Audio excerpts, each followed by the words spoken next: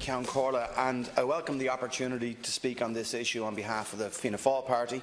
and I thank the Taoiseach for his detailed and considered contribution. Firstly, I do want to begin, as the Taoiseach has done, by offering my condolences to the Russian people, and in particular the families of those affected by the fire in the shopping centre in the Russian city of Kemerovo. Our thoughts and prayers are with all of them and the Russian people on such a tragic loss of life. The attack in Salisbury on Sergei Skripal and his daughter Yulia on the 4th of March was a despicable act.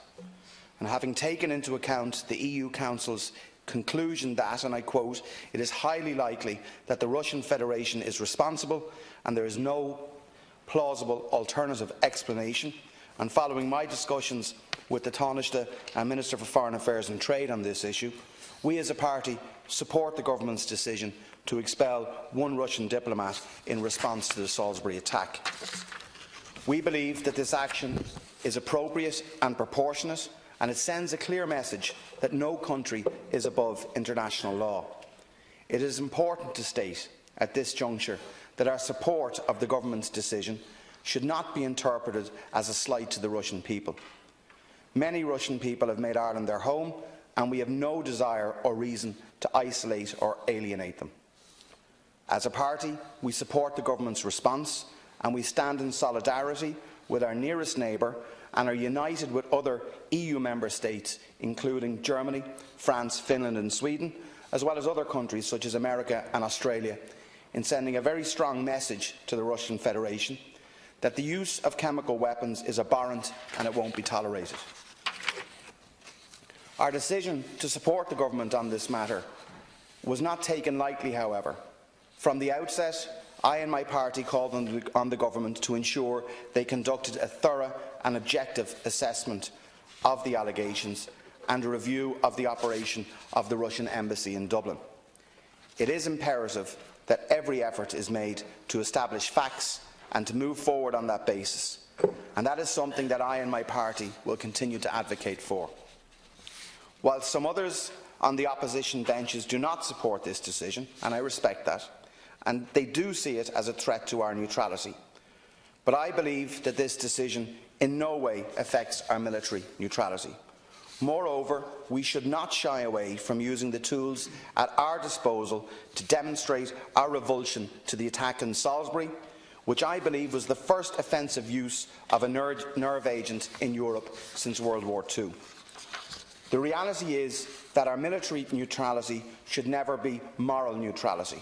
nor does it mean that we have to be voiceless or overlook what is a serious and flagrant breach of international law by a country that is progressively becoming more belligerent and intolerant of international norms,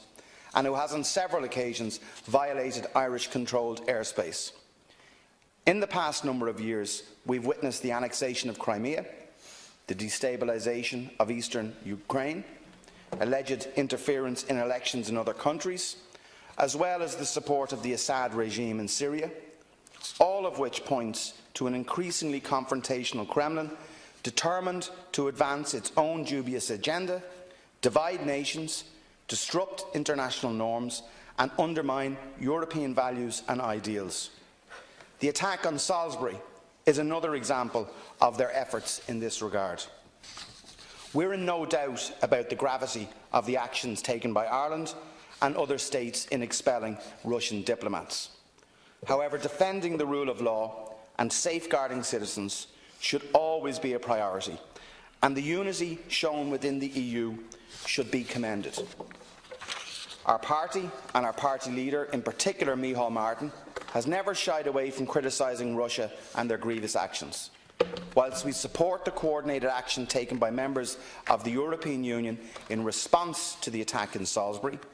we have long called for the EU and international community to take a more robust approach to Russia's transgressions.